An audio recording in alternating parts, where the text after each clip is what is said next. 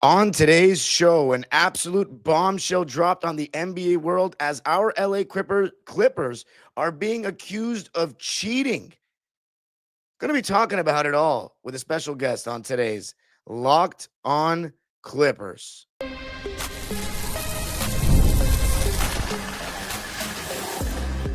You are Locked On Clippers, your daily Los Angeles Clippers podcast, part of the Locked On Podcast Network. Your team every day.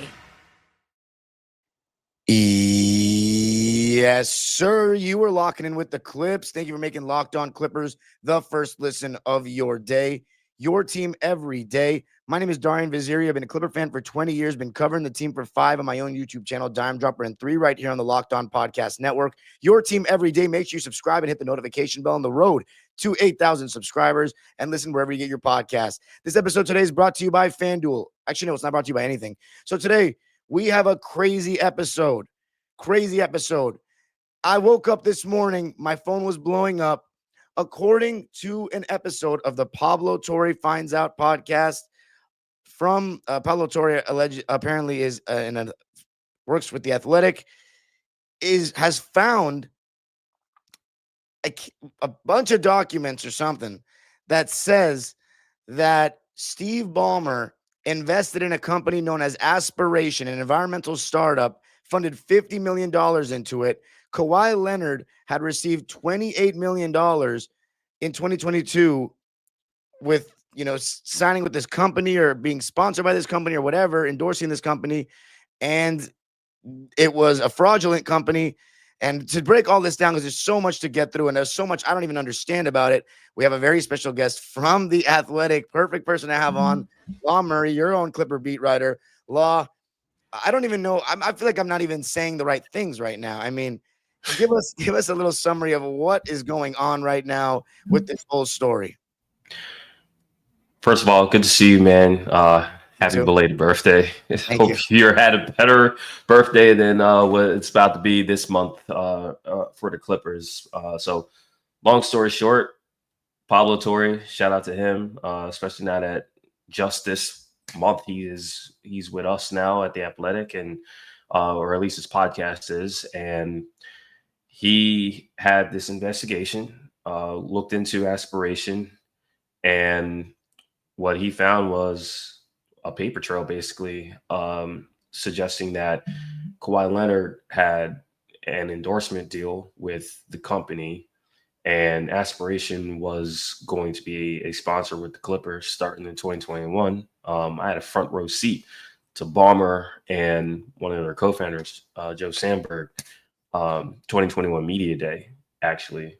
So I'm familiar with Aspiration. And long story short, they're saying that Kawhi's agreement with Aspiration was something to circumvent the salary cap, which is a big no-no. You can't do that. And so we're going to basically find out, or the league is going to have to find out, like, how much of this paper trail can be circled back to Ballmer and Kawhi and the Clippers here, and what consequences need to be assessed as a result. So in 2021, it says, so this, by the way, so for people that don't know what Aspiration is, it was a green bank that promised to supply carbon credits and plant trees to offset its clients' carbon emissions. It filed for bankruptcy protection in March after its co-founder, Joe Sandberg, who Law just referenced, was arrested on charges of wire fraud. And Sandberg pleaded guilty last month to defrauding investors of $248 million. So I looked up on Wikipedia, the Aspiration Inc., and it said that it was founded in 2013 and it was open for business in February 2015. And as of May 2020, it had raised over $250 million in funding. Now, in 2021, it says Oak Tree Capital Management and investment affiliates of billionaire Steve Ballmer committed $350 million in additional financing to Aspiration. So was this a real company? Were they actually planting trees? Because I remember the Clippers used to post, retweet every time they hit a three, right? They would plant three, right? And you know what's funny about that? that's the year that they changed the basketball, right? Like they switched out Spalding and put in Wilson, and those dudes were terrible from three for the first month of the year. And like, y'all ain't playing a damn thing this this year. Like Eric Bledsoe in particular, like Eric could not shoot that new ball, right? Yeah, I think if you paid attention to the Clippers, their social media, right, they would put out like this reference to 3-pointers and planting trees, right? But that all ended after 2 seasons.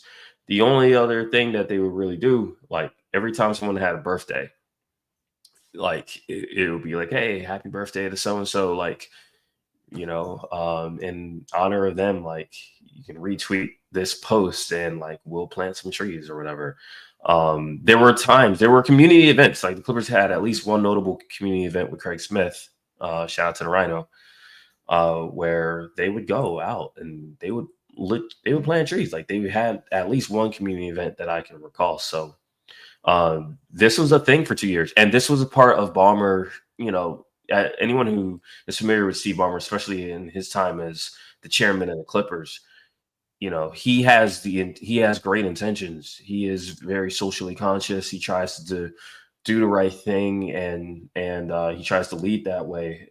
This was another example of that. They knew they were building this big arena in Inglewood, and they wanted to have a company that could help them say, hey, we're going to be building a sustainable building, right? And Aspiration was going to be a partner in that effort. And so they were going to be front and center. There was a row of chairs at Crypto.com Arena, formerly known and betterly known as Staples Center. And like literally it was like Aspiration Row.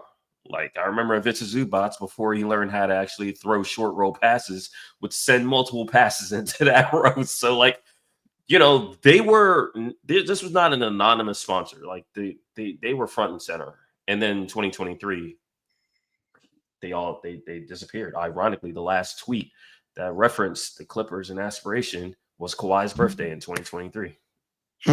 So the part that's fraudulent, that they didn't plant as many trees as they said they would, because it says that they claim to have planted 35 million trees, but it was apparently only 12 million. Like, what part of it is the fraudulent part? I mean, the fraudulent part is when you don't have the money, man. Like when you scheming, you stealing, that's fraud, Yeah. And so that's pretty much what it is. It's like Joseph Sandberg was charged with 2 counts of wire fraud. Those are felonies. You go to jail for something like that. If the feds is on you, like that's a problem. So, I mean, that's pretty much what it came down to. So coming up, we're going to be talking about Kawhi Leonard and his involvement in all this, and the potential penalties if the Clippers actually did this. What is the likelihood that the Clippers actually paid Kawhi Leonard under the table? I got to tell you a little something about FanDuel. The NFL season is a day away, and FanDuel is making sure you're ready for kickoff with a can't-miss offer. Right now, new customers can bet just $5, and if your bet wins, you'll get $300 in bonus bets to use across the app. Law, you got any early Super Bowl favorites this year? If it's not the Eagles, man, then maybe this is the year the Buffalo Bills get over the hump in the AFC. Same with the Baltimore Ravens. And obviously the Green Bay Packers, they got to feel good about getting Micah Parsons, but the Eagles got to feel good about their repeat chances. So the Ravens and the Eagles have the highest odds on FanDuel right now at plus 700, with the Buffalo Bills right behind them at plus 750. Of course, you have the 3-time defending AFC champion Kansas City Chiefs in with the plus 800 odds in 4th place. The Detroit Lions, Green Bay Packers, Niners, Commanders, and then my Rams are in there as well. So if you want to go bet on everything NFL related, whether it be the first game, Cowboys and Eagles on Thursday night, or the Super Bowl, just head on over to FanDuel. Are you ready to play? Download the FanDuel app now by visiting FanDuel.com to get started. That's FanDuel.com to place your first $5 bet. All right, back here talking about the talk of the NBA world, the LA Clippers, and a little bit of a scandal right now. Let's talk about Kawhi and his involvement in all this. So if Ballmer started, invested in 2021, this is right around the time that we re-signed Kawhi to that max contract, correct? Right. And then Kawhi apparently was, had that. There was the KL. What was it? KL something LLC. KL2 Aspire. KL2 Aspire LLC, and the partnership was $28 million organic marketing sponsorship deal with Kawhi. Now, on the podcast, he said that he didn't find any promotion from Kawhi or anything like that. But of course, as you mentioned kind of earlier, we did have the, Clippers social media, with posting Kawhi every time he hits a three, or was it his birth? I think it was his birthday. His birthday. Yeah, his birthday post. Because Right. you remember Kawhi didn't play at all in the 21-22 season. That was the first season. Not only did he not play, you got to remember the scope of the world at this time. It was what I refer to as the COVID drip season, like the year where arenas were filled, but COVID was still in the air. New variants every 3 months, it felt like. Yeah. And you had a record number of NBA players participating because the NBA was like, we're not going to jack up the schedule any more than we need to. We're going to play 82 games. And if someone tests positive for COVID, we're going to stick them in health and safety protocols. So not only was Kawhi not healthy to play, he wasn't even around like the team like that, especially on the road.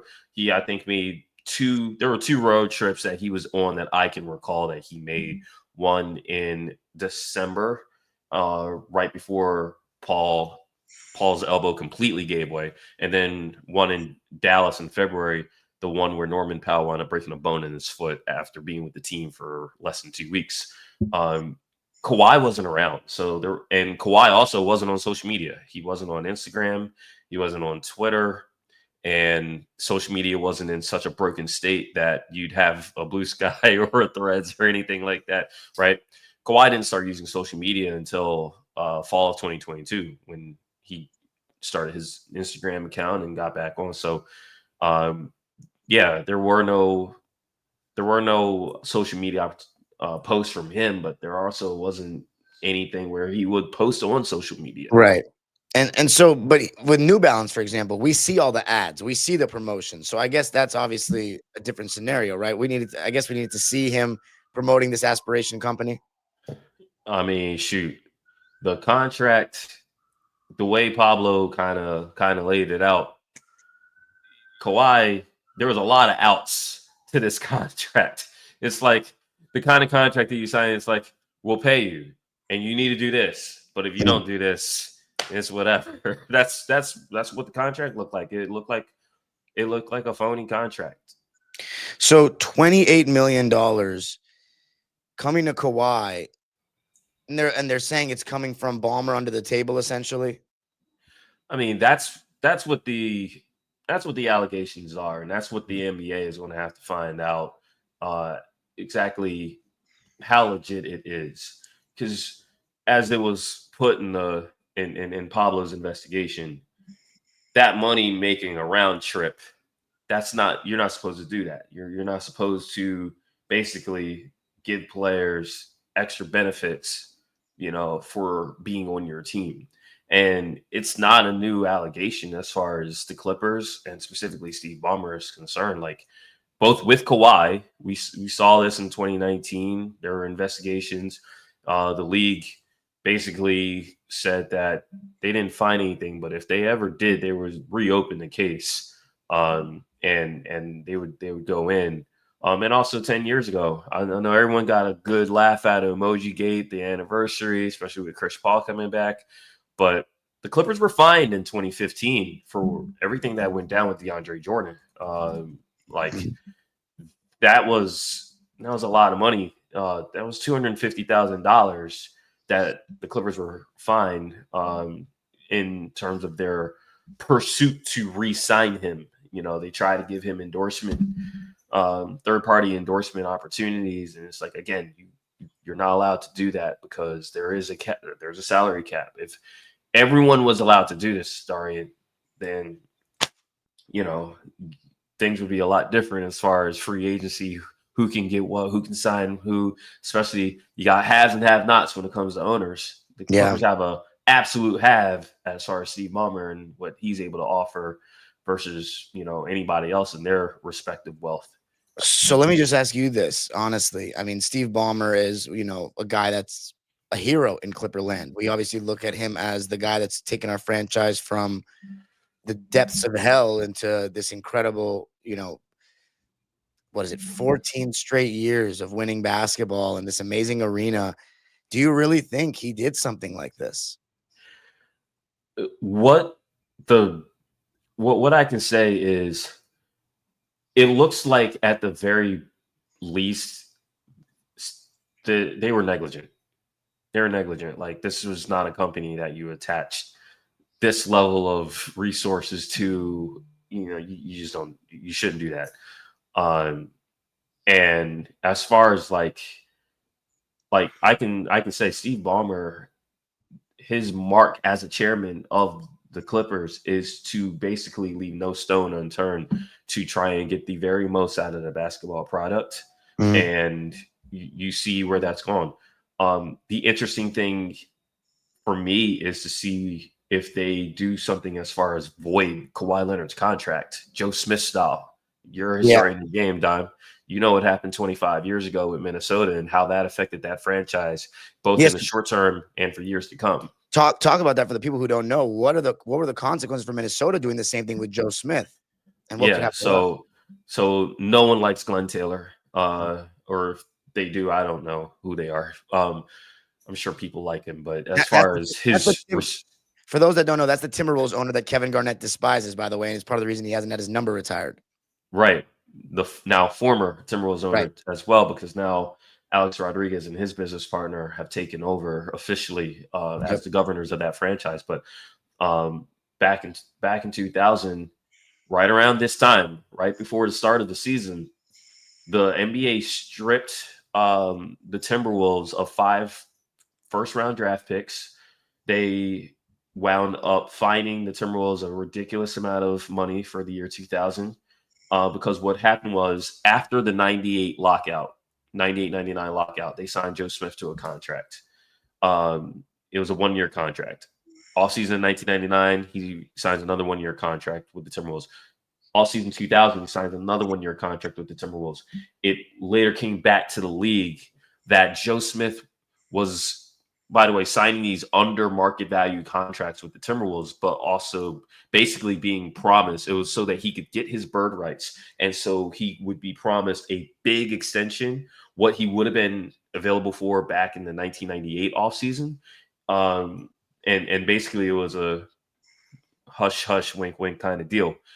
They wound up voiding Joe Smith's contract. Joe goes to Detroit for a year and ironically winds up finding himself back in Minnesota in 2001.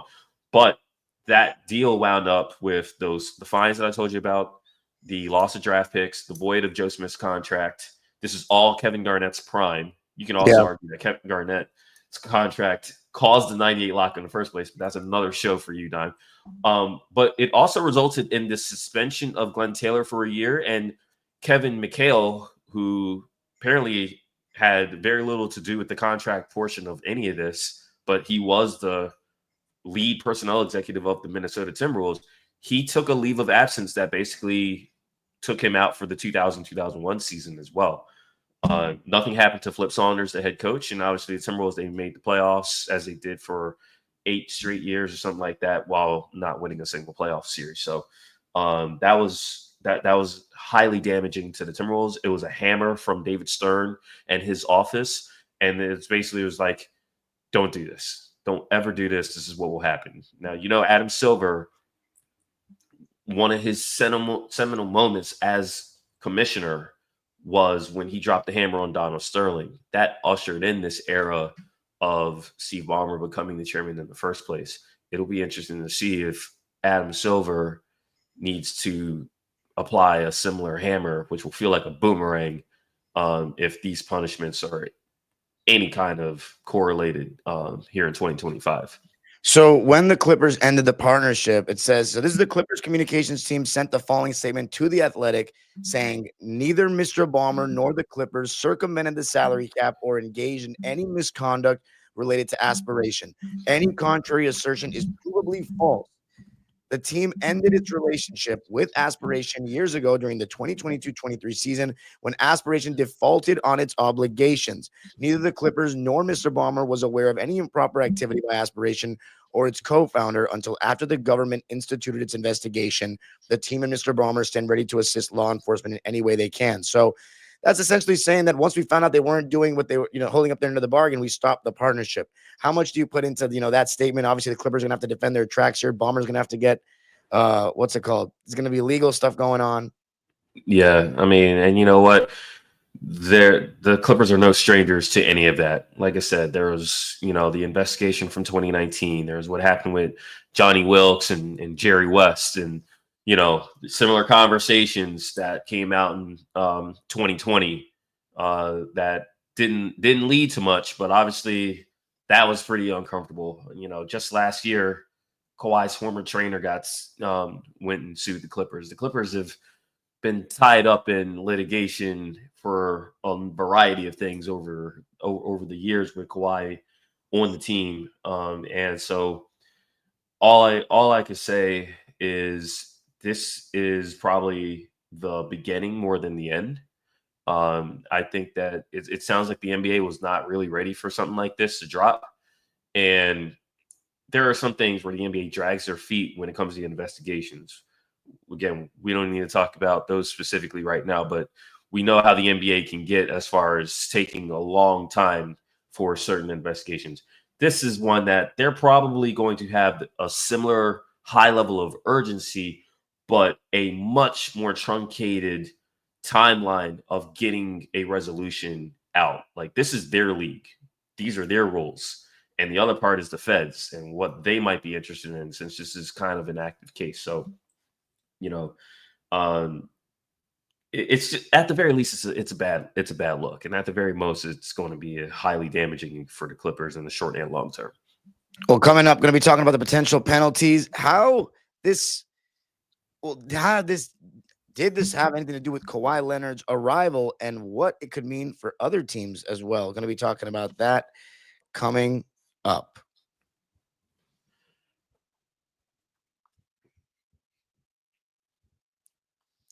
All right, unpacking this whole thing, I want to ask about, you mentioned the potential penalties, potential loss of draft picks. I mean, here's the question, though. What draft picks we have to lose? What draft picks, man? See, the thought was that the worst thing that the Clippers would have to deal in 2025 is all the slander from Shea goes to Alexander and Oklahoma City Thunder winning a chip after the trade in 2019 that basically led to Kawhi coming here in the first place. Like, all season was going great for the Clippers, relatively speaking, all things considered. But the train is never late when it comes to the Clippers dealing with, some scandal or some difficulty, some difficult moments right before their season gets going. I mean, even this time last year, like the state of Kawhi's knee. And so when it comes to penalties, man, I mean, if there are first round picks to lose, like, they're going to find them. Like, this ain't like a trade, you know what I'm saying, where you can only trade like 7 years in the future. It's like whatever you have, they'll find a way to take it. Now, the thing is, the Clippers aren't going to be hurt by loss of draft picks. We've already seen that. I mean, it'll hurt, but the Clippers obviously have de-emphasized the draft for most of the last decade, right? Fines. Like, we just talked about the wealth of the ownership group here. Like, a fine is a slap in the wrist. Like, people are angry and upset about this, and partly because the Clippers are I don't know if repeat offender is the right way to put it, but this is not the first time that things like this have come up. And at the very least, they're going to want the NBA to go through a thorough process of understanding what has and hasn't happened, what Kawhi was, gifted and what he wasn't. This is a whole nother CBA to go, Dime. So this isn't like the Joe Smith thing where it's like, hey, all these things happen relatively short term. It's like this was another contract to go for Kawhi.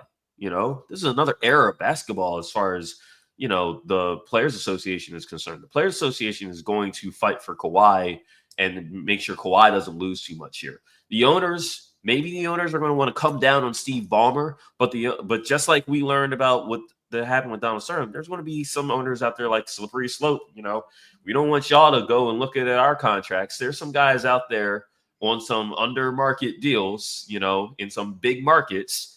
Y'all can go ahead and look and be like, oh, I wonder how y'all put that together. So owners is going to be like a 50-50 kind of thing. I worry about the front office. You know, the front office is going to have to speak on this. These are the contracts that it's like, if you don't know about them, why? And if you do know about them, what the heck is going on? And like, that's going to be a situation where it's like, what's the consequence for the front office? There's a chance that nothing happens with Kawhi. He's allowed to play basketball. He goes about. Tyronn Lue, like, I'm sure nothing's going to affect him at all here. You know, this is if Kawhi is able to play, Tyronn's going to be able to coach, right? The business operations, it's like, hey, Intuit Dome is going to be at the center of the NBA world in the middle of February for All-Star Weekend.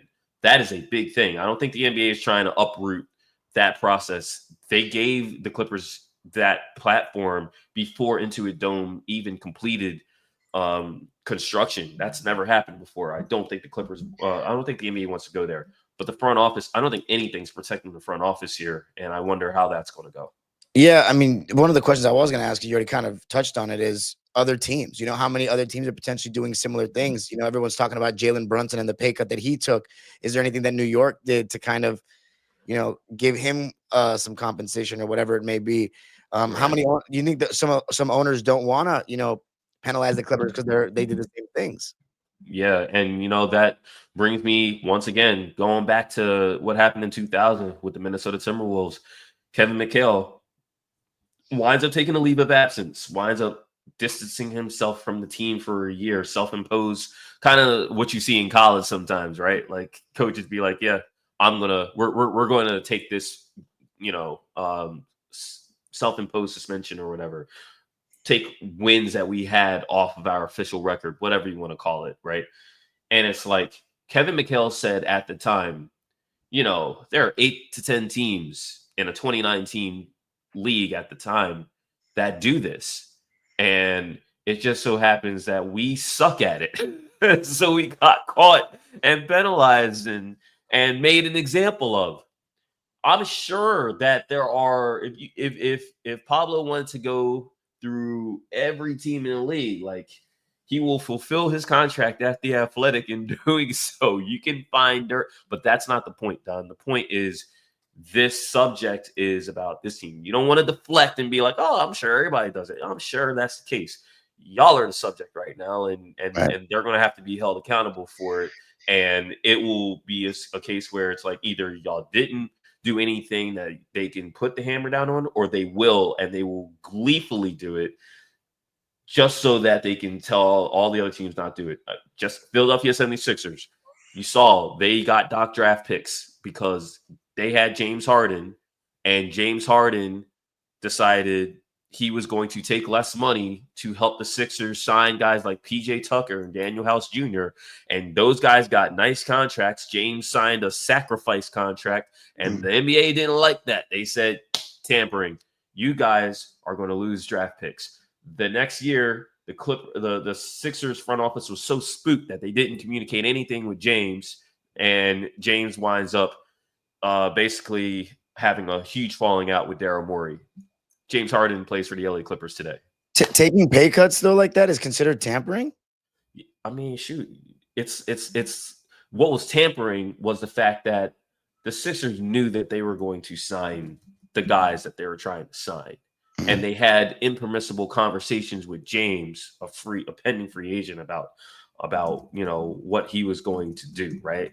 And so the NBA had to look at James Harden's deal, look at Tucker's deal, look at Daniel House's deal, and they basically were like, all right, what can we find here? That's where the tampering comes in, because Harden plays for the Sixers and Tucker plays for the Miami Heat, and Daniel House is under contract with another team. It's like, how are you getting these guys on your team, basically? Well, you're getting them on your team because you're having conversations. You knew exactly what you wanted to do and how you wanted to do it. It lined up too perfectly. Teams have been stripped of draft picks for lesser things, like the Milwaukee Bucks. Okay, Bogdan Bogdanovic, current LA Clipper, a guy who I thought this week, maybe that's the biggest issue that the Clippers had this season because of his hamstring injury that we still don't know the severity of. Like that dude was going to the Milwaukee Bucks, but the Bucks they basically couldn't complete the trade. They were stripped of a second round pick. Bogey went back to the Kings, eventually was allowed to sign with the Atlanta Hawks. That cost Bogey a chance at a championship right there. The Bucks, again, only losing a second round pick, only getting fined. It's like that's the NBA takes even things like that seriously enough where it's like, what can we fine you? What can we punish you? Don't do this. And if you're going to be dumb enough to get caught, we're just going to come at you. Here's my last question. So people are saying that, obviously a lot of the Clipper haters are saying that this is why Kawhi signed with the Clippers in the first place. We paid him under the table and it was an agreement. Although the stuff with Aspiration comes after 2021. Does that have any legitimacy that we like? Because there was, as you said, accusations about, the 2019 report that Uncle Dennis was asked for, extra stuff like improper benefits and stuff like that. Does this have anything to do with when we signed Kawhi, or just really just after, this 2021 extension?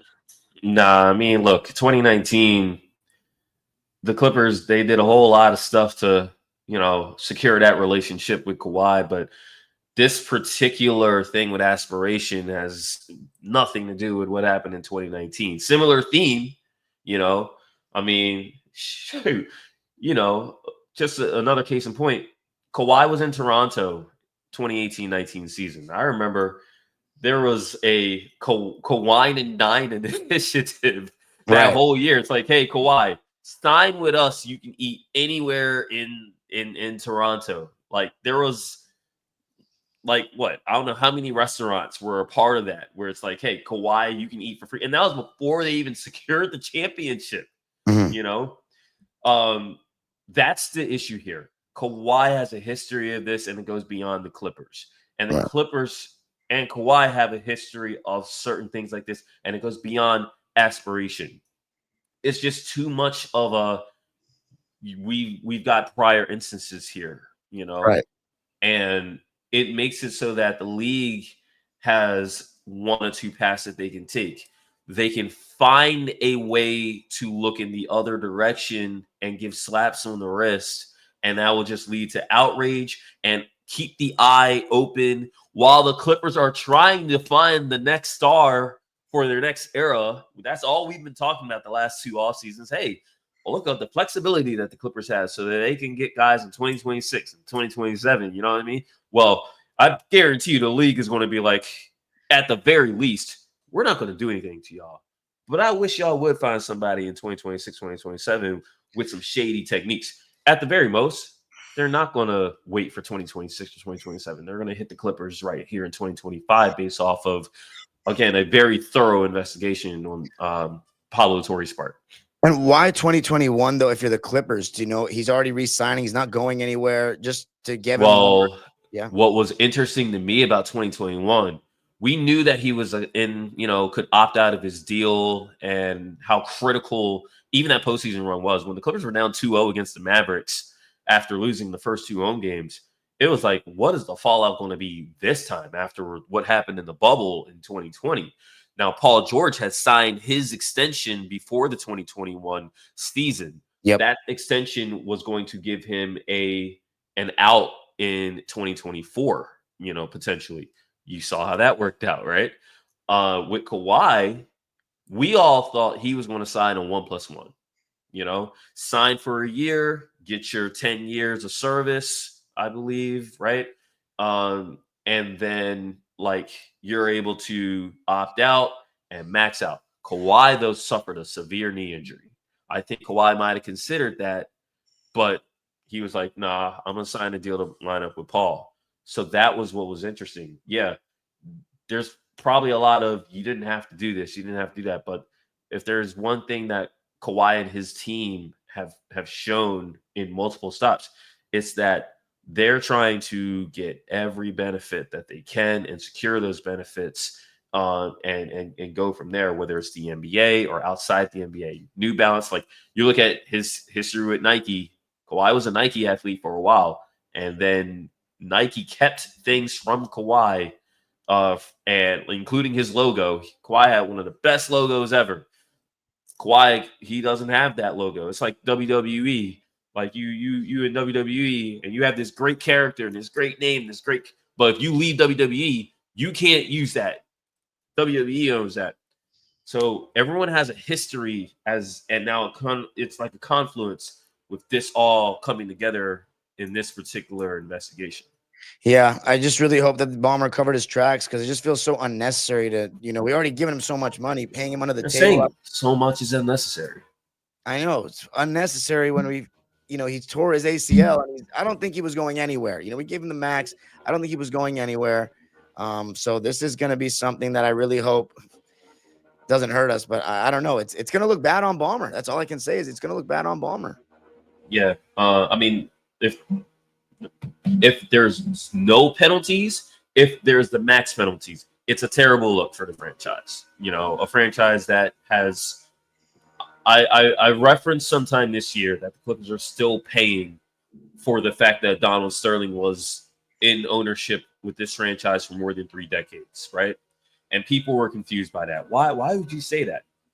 Because there's a stigma. There's a stigma of no matter how many games the Clippers win, they haven't won at the highest level, and they're looked at as the redheaded stepchild, in their own market, right? And it's stuff like this where it's like you try and separate that. And they've done so much. They've won games. They've secured star players. They have this amazing arena. They have, for the most part, kept their nose clean about certain things. But it's anytime there's a scandal, whether it's basketball related or whether it's something like this, it comes back and everyone ties it to some shit that happened 4 decades ago. It has nothing to do with anyone who works or plays for that team now. But it's like if you keep adding to your legacy, that's what winds up happening. People connect it. Yeah, I mean, I said before this, we sold our souls for Kawhi Leonard with the draft picks, but I didn't know it was this much of selling our souls for him. So, hopefully, I don't know. All you can do is pray at this point, Clipper Nation. Law, thank you so much for joining me. Made a lot more sense out of all this. Let people know where they can find you. Yeah, shout out to The Athletic, especially on a day like today. We got more coming, and we're going to have to stay on top of this for months to come. As far as me, my socials not that hard to find, so y'all can find me on that. And yeah. Fair enough. You can follow me on Twitter and Instagram at Dime Dropper Pod, and subscribe to my own YouTube channel, Dime Dropper, for even more. The age-old proverb continues. Go Clippers.